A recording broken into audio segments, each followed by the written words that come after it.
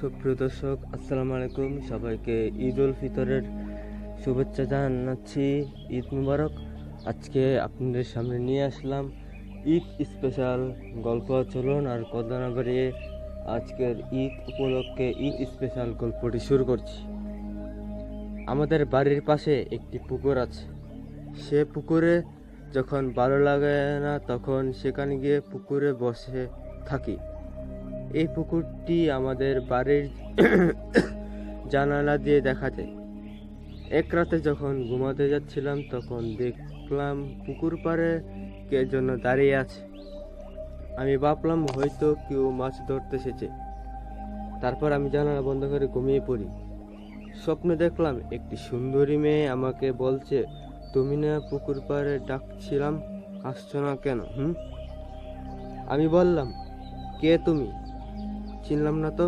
তখন মেয়েটি বলল, কাল রাতে তুমি এসো, আমি থাকবো, সব বলবো তোমাকে।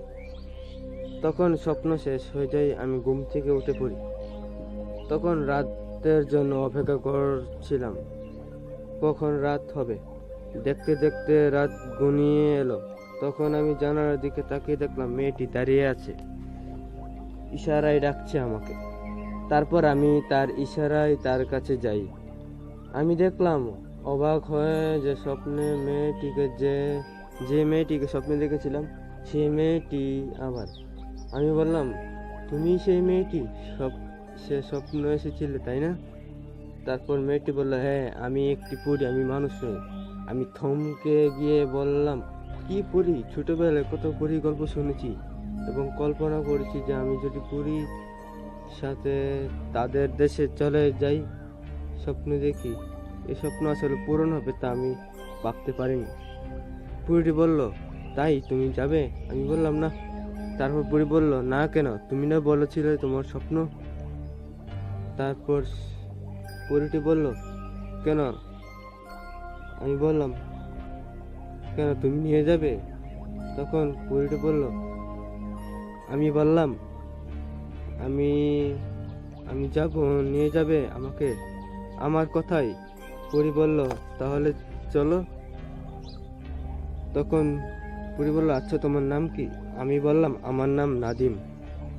তখন আমি বললাম, সুন্দর নাম। তখন হাদিজা পরী বলল, আমাকে বলল, চলো এখন। তখন দেখলাম আমি হাওয়ায় ভাসছি পরীর হাত ধরে। আমি বললাম, আরে হাদিজা, পরে যাবো তো? হাদিজা বলল, না, পরবে না। তখন একটি ফুলের বাগানে নামলাম, চারদিকে ফুল আর ফুলে। তখন হাদিজা আমাকে যে কথা বলে সেই কথার জন্য আমি মোটেও প্রস্তুত ছিলাম না। সে আমাকে ভালোবাসে। এই মুহূর্তে এই গল্পটি, ঈদ স্পেশাল গল্পটি এখানেই শেষ হয়ে যায়। ঈদ স্পেশাল আর